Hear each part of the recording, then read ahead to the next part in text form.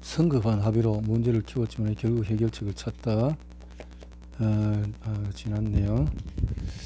문제에 봉착한 순간에 피하지 말고 협상의 틀을 재설계 하라.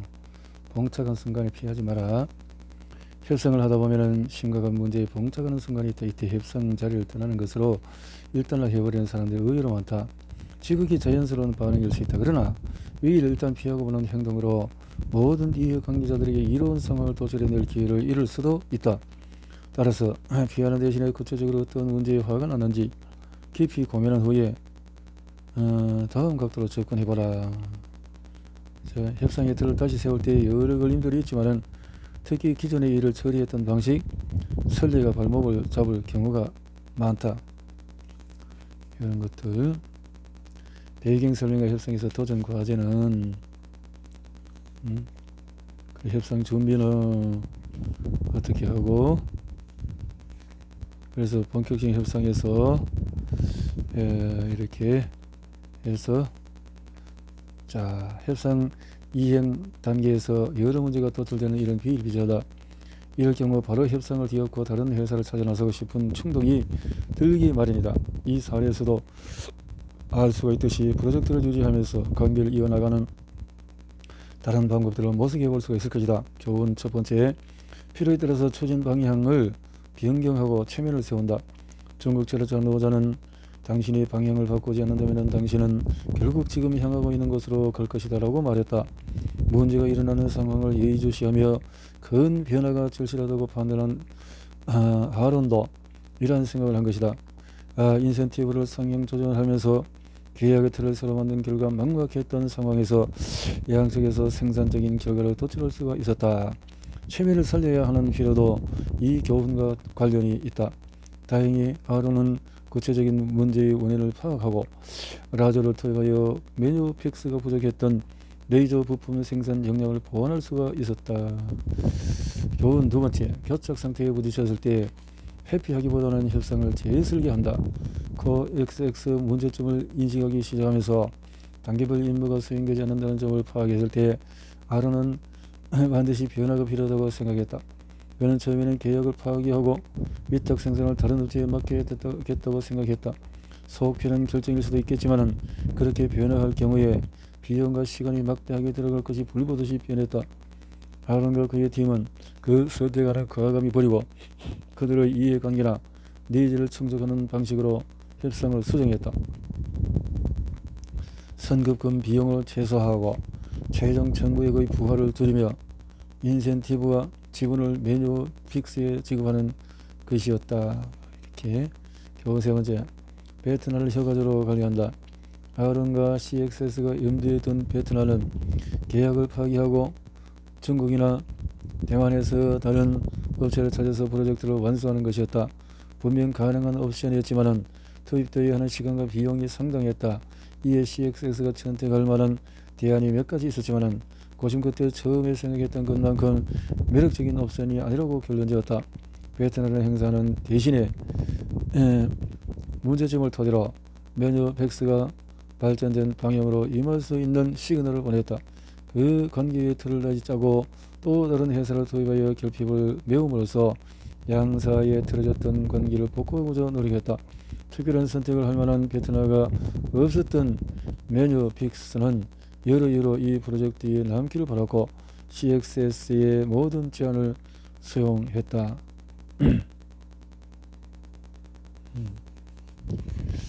17회 계약 체계를 위해서 먼 거리를 마다하지 않다.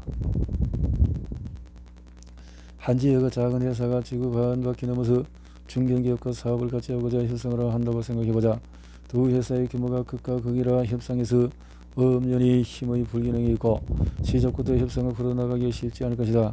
이번 협상에서도 분명 힘의 불균형이 있었다. 그러나 힘 있는 측의 강자의 관점에서 상황을 보거나 과시하지 않게 된 비결은 무엇이었을까?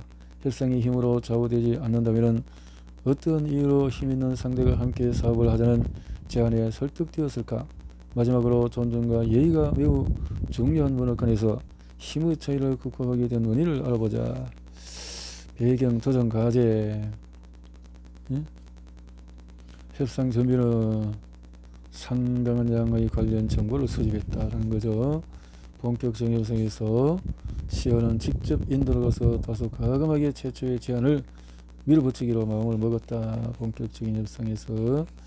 그런 협상이 진행되면서 시어는 뭔가 개운치 않은 구석이 있다고 느꼈고 이 부분을 협상팀과 상의하고자 했다. 자, 협상을 체결하는 방법은 여러 가지다. 그 중에서 상대적으로 노력하고 더 많이 투입하는 경우도 있다. 그러나 노력한 만큼 결실이 나오고 열망점을 초과하는 이득이 생겨나기도 한다. 첫 번째 교훈은 직접 대면하기. 이 자리에서 얻을 수 있는 가장 중요한 교훈은 직접 대면을 통한 대화의 중요성, 그리고 얼굴을 마주하며 나누는 대화의 협상 분위기를 긍정적으로 유도할 수 있다는 점이다. 두 번째, 힘과 규모도 중요하지만 때로는 고정관념을 벗어난 결과가 나온다. 힘은 논리적 차원에서 표면성으로는 인데코프로가 모든 협상 카드를 쥐고 있는 듯했다. 규모도 크고 오랜 이력을 보유하며 그로와 굳이 사업을 같이 할 이유가 없어 보였다. 그러나 두 회사의 협상에 이러한 부분에 집중하지 않았다. 오히려 그 반대의 접근 방식을 펼쳤다. 시원한 에크로의 상대적으로 작은 규모와 특별한 제품 라인을 차별화 요소로 부각하며 인데코프로에 어필할 수 있도록 노력했다는 것이고, 세 번째, 회사의 성장 계획과 미래의 비전을 소개했다.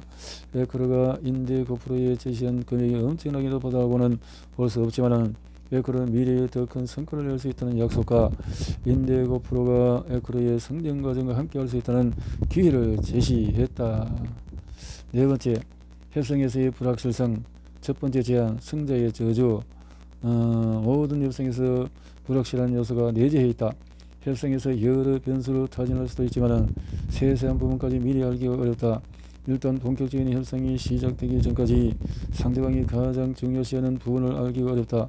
협상에서 여러 변수와 ZPA를 파악하고 이해하면 협상의 프레임과 앵커링을 하기 위한 최초의 제안을 하기가 매우 순조롭다. 그러나 파악하기가 힘들고 협상 범위에 대한 정보나 상대가 원하는 바를 파악하기가 어렵게 되면 상대가 먼저 제안을 하도록 하는 것이 현명하다.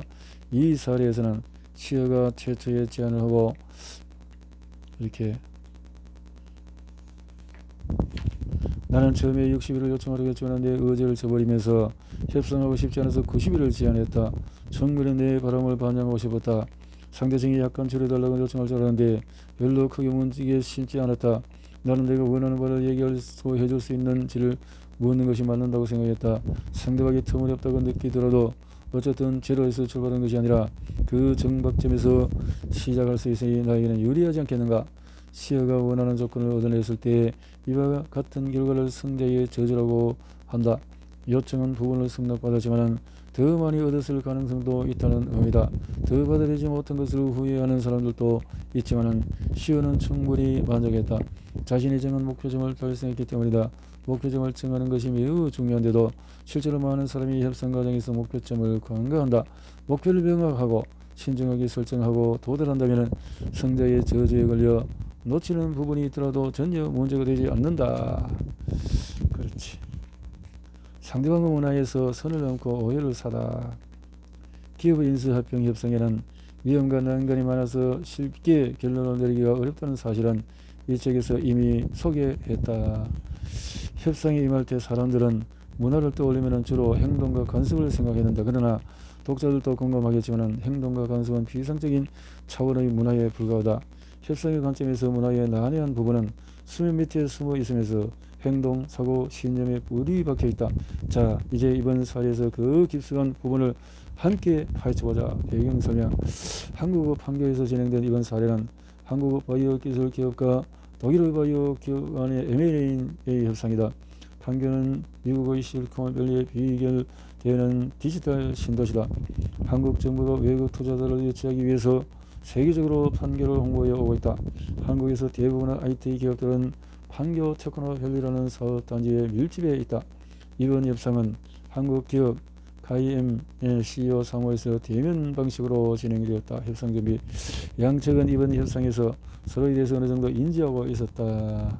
본격적인 협상에서 여러 역학 구도가 있지만 각 회사의 성향과 입장에 근간이 되는 문화적 요소를 파고드는 것만큼 협상의 해결책을 찾는데 효과적인 방법은 없었다. 그런 문화를 찾아서 협상을 해나갔는데, 이번 사례는 협상에서 다른 문화권의 사람을 이해하는 데 파악해야 할 여러 교훈을 시사한다. 독자들도 예상할 수 있듯이 상황에 내재된 문화적인 뉘앙스를 예의주시하는 자세가 이번 딜레마를 해결하는 데 절실했다. 교훈 1에서 문화의 가시적인 요소와 비가시적인 요소. 첫째, 문화는 사람들이 자신의 니즈를 협상하고 전달하는 방식을 크게 좌우한다. 문화는 사람들이 문제를 제기하는 혹은 제기하지 않는 방식뿐 아니라 협상 중에 발생하는 논쟁이나 갈등을 공공연히 해결하는 능력에도 영향을 가한다. 이러한 상황 대처하는 비결은 상대방의 문화, 생활, 업무, 협상 방식을 충분히 숙지하는 것이다. 교훈 둘, 둘째, 협상에서 그 과정도 매우 중요하다. 협상하는 동안에 참여자들이 어떻게 행동하는지도 상대방에게 특정 시그널을 보내고 다양한 해석의 여지를 줄 수가 있다. 이번 사례에서는 이렇게 세 번째, 셋째, KMCO의 취한 협상 방식은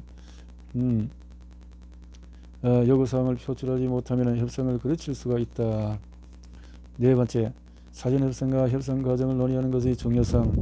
KMB와 분다스코프의 사례는 아시아인들과 협상할 때 사전협상과 협상 과정을 충분히 논의하는 것이 중요하다는 점을 시사한다. 협상의 의미에 대한 문화권마다 기대하는 바가 다를 수가 있다.